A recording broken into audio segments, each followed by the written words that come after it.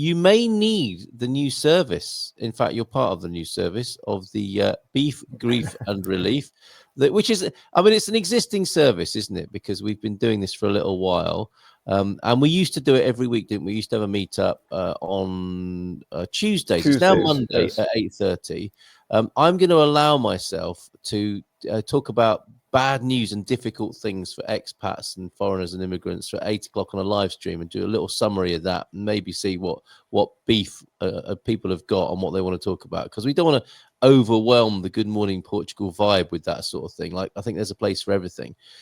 And it's important to say that, because it's not like we don't want people to talk about their challenges or difficulties. We just don't want a show that's entirely dominated by that. And we have a place, we have a receptacle for that now, which will be a Monday night starting tonight, where people can come and air their difficulties and challenges, which I think is very important. And I was writing about this, James, and I wonder if you agree with me. When I've seen, as I have in recent times, it seems like maybe it's just I know more people, so it's like it's statistically correct, but some people are returning to the United States, and often by the time they've got there, the reasons they give are to do with health and family, as you might expect. And I wanted to write about it in such a way that to understand the nuance and to stop the exponential effect happening of it getting really difficult for people, so it just becomes explosive and then they've just got to go. And what that occurred to me as, or what I realized about that, is it's very important to have a place to take your difficulties so they don't become insurmountable and explosive. And that's the beauty of talking. That's, you know, this as a counselor, psychotherapist, it's quite good to deal with things in baby steps, or a chunk a week, or in a particular place, rather than letting it build up and build up and build up.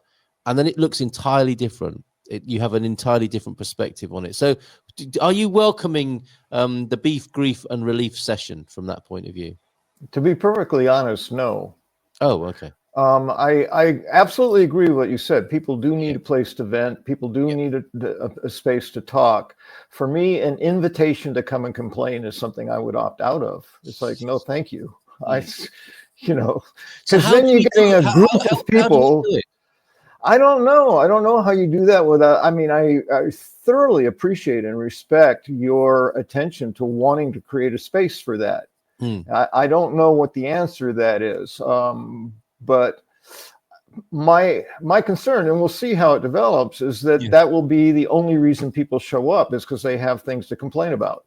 Yes, yeah. You know, thank God then you're sort of stuck in that loop. And I'm much more about solutions. So as a therapist in my professional outfit, I sit back and I listen and I go, and I try to understand who this person is that has these complaints.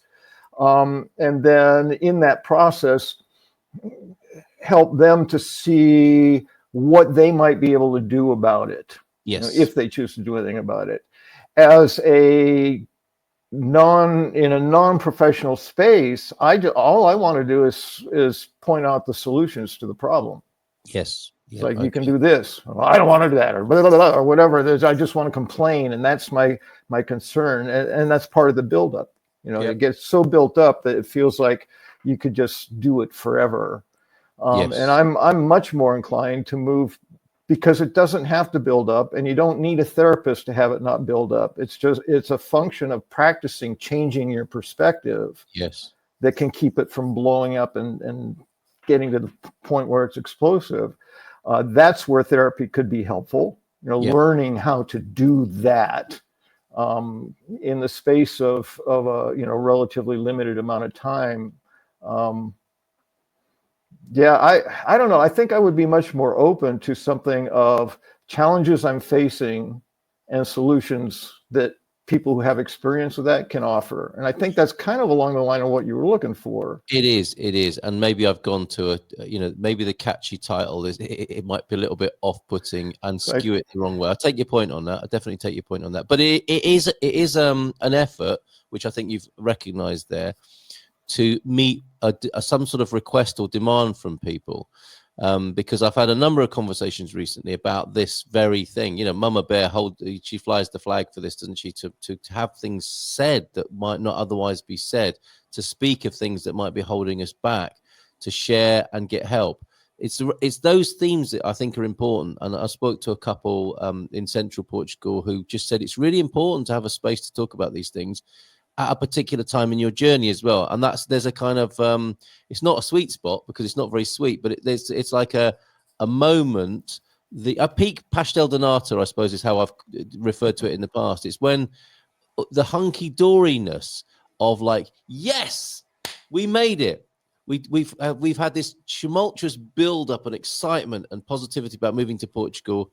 We're here now, and it's like, oh, okay, we're here now. All the momentum and the impetus and positivity to get us here. It's like, oh, where does that all go now? I'm actually here. I don't have the same initiative or drive or sense of excitement, and it's the it can be a bit of a come down, I think. And it was I was talking to this particular couple about that, processing that, being aware of that, and what that can do to and for people. So it's it's an effort to address that. And yeah, a work in progress. We'll see what happens with it. Yeah, and I think I've used the phrase regularly around making a move here, because that's my experience. But any significant change in one's life is about managing expectations, being realistic, and that can be difficult in the face of everyone saying, oh, it's great all the time, everyone's wonderful, and everything is, rosy. It's hard to come and say, now be reasonable. This is another human experience in another real place on planet Earth. So there's no place on Earth that is what I've been hearing. Yes. It doesn't exist anywhere on the planet. Yeah. And if it exists because I make it be that way in my perception of it, not because it is that way. It's how I choose to experience that experience that makes it all those rosy things. Yes. And yet we're expecting the external to have that effect on us. I want it to make me feel this way. And we've talked about things making people anything. They don't. But so I've never taken on myself as I need to sell Portugal to somebody. I'm not a salesman. I talk about my experience. I talk about it realistically. And it's 80% fantastic. Yes. And then because I understand how people have a way of listening to that, I say, now that's my experience. Everyone has a different experience. And you need to be realistic about it. Living someplace is not having a vacation there. Yes. It's not going to be a vacation experience, except for however long the vacation lasts. Eventually the vacation will stop and life will need to be dealt with like every day. You can't just like put life on hold while you're on vacation, then go back to it. It's true. It's true, isn't it? And I think we can all get a sense of that, and because the temptation might be to find another place to go to feel like you're on holiday. Yeah, and that is one potential solution. Is just I even considered it. It's like, well, if I don't want to get a visa, I've got a 90-day limit per however the rules went. I said, well, I could float around. I could do quarterlies in different places that take me outside of the European Union, then back in, that kind of thing. And I wondered what that would be like, but it would be much more like being on vacation, because you'd be going to at least a different place every 3 months, and you'd only be there for 3 months. So you wouldn't really have to like get real about living a life there. And the funny thing with that, and I've observed this, is people who live that sort of lifestyle eventually feel the need to settle down. Like, I'm going to be, it's in songs, isn't it? Of like, one day I'll settle down. This life of being on the road and living out of a suitcase is like, it's just getting too much. Because in a funny sort of way, we're never happy, are we? In that sort of, that part of us that can never be happy and is always looking. That's the thing we're talking about managing, I suppose. And you put it very well, I thought, with the 80%, 80-20. The key to this session tonight is keeping the 20%, if you like, because there's an inevitability about some of the things that we're going to experience as human beings wherever we live. Let's call that 20% of life. But if that becomes 80% of your experience, the dominating difficulties, then your life can become quite difficult to be in. And I think for me, being able to title it something that is more like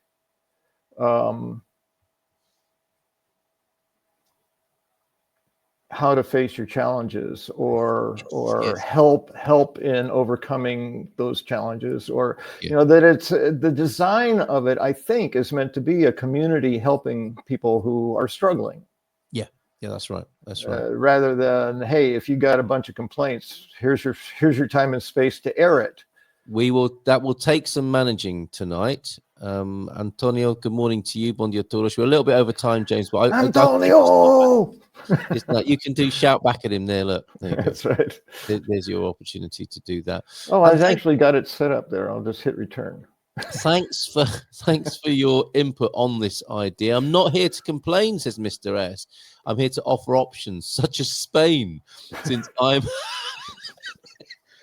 Well, I'll and share that tonight on your as behalf. funny as that can sound, it's a very realistic option. It is, You isn't it? know, perhaps Spain has a different set of challenges that don't bother you as much. I mean, who knows? And there's a fantastic clickbait title for Michael Heron as well, isn't there? Is Spain better than Portugal? There you go. Doesn't want us anymore, says Mr. S about IMA. No therapy needed. Thank you very much. Right. Maybe the beef, grief, and relief session. It's a great name. Come on. I love the alliteration. Might be a way for folks to figure out what their question actually is. That's a great point, Sarah. Yes, that's frequently the real issue. Putting your finger on it, right? Very good. Thank you, Sarah, for that. Rather than what's your beef, what's your question? And what's bugging you? Do you want to figure it out? Because we'd prefer to have people happy. So come along and see what's what. And I'm not as quite as scientifically rigorous as you are, but my sense is who is? Come on. My sense is that the vast majority of the people who go back, it's not about things being overwhelming in Portugal. It's about missing my family. It's about my parents getting sick. It's about those kinds of things. It's not about I'm unhappy with Portugal so much that I'm choosing to leave. I imagine that's a very small percentage of the relatively small percentage of people who actually go back. Well said. So I don't get the feeling that it's anywhere close to a majority of people who are coming here and then making the decision to go. Yeah. But that's only, as I said, that's not based on your type of scientific rigor. No, okay, fair enough. I mean, not everyone can be as rigorous as me. That's right. Great perspective. Maybe just rename it something about beef meat solutions, and that could be a bit misconstrued with beef and meat. That's going to put beef meat. It's going to put the vegans off. And I'm talking to the Portuguese at 7. In fact, we're taking it all on tonight. The topic tonight with the Portuguese is, what is it to be a man in Portugal? I mean, I'm going to be therapied out by about 9:30 this evening. So that's going to be an interesting evening. I just heard my lurch groan. I know, I heard it too. And focus on discussing how to deal with it and share solutions. Thanks, Mel. Well, if you or anybody wants to join us tonight to it's a work in progress.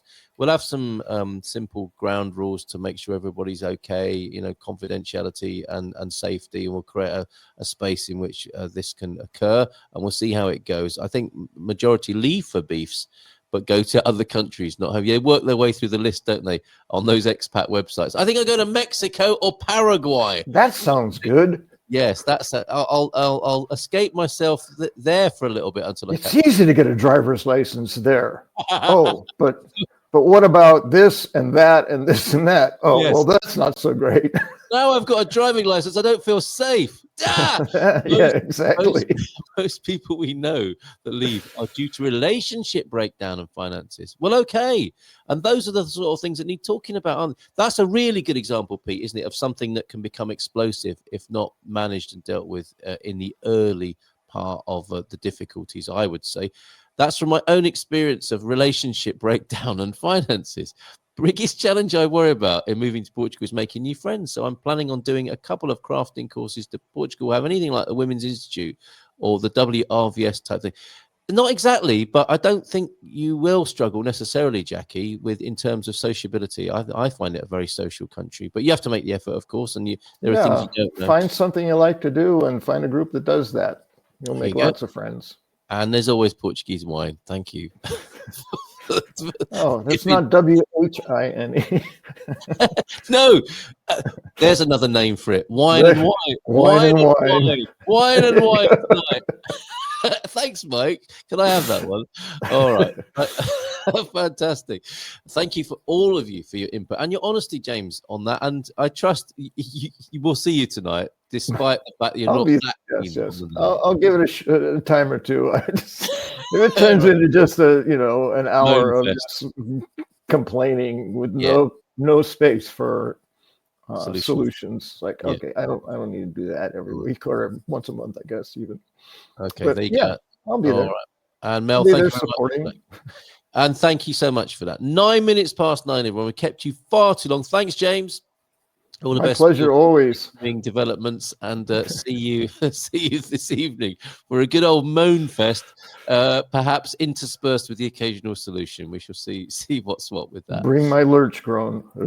Have a great week, everybody. We will see you. Oh, I need to set the outro video. Let's bring James onto the screen one more time, and Bob and Viv, and this whole thing about flying from Braganza to the Algarve. I like that idea. Have a great week. Take care, and we'll see you this evening if that's for you, either with the Portuguese at 7, or my live stream at 8, or the Beef, Grief and Relief at 8:30, and the moment with Mrs. M at midday. Take everybody. Bye for now. In Portugal, there's a YouTube show full of fun facts you need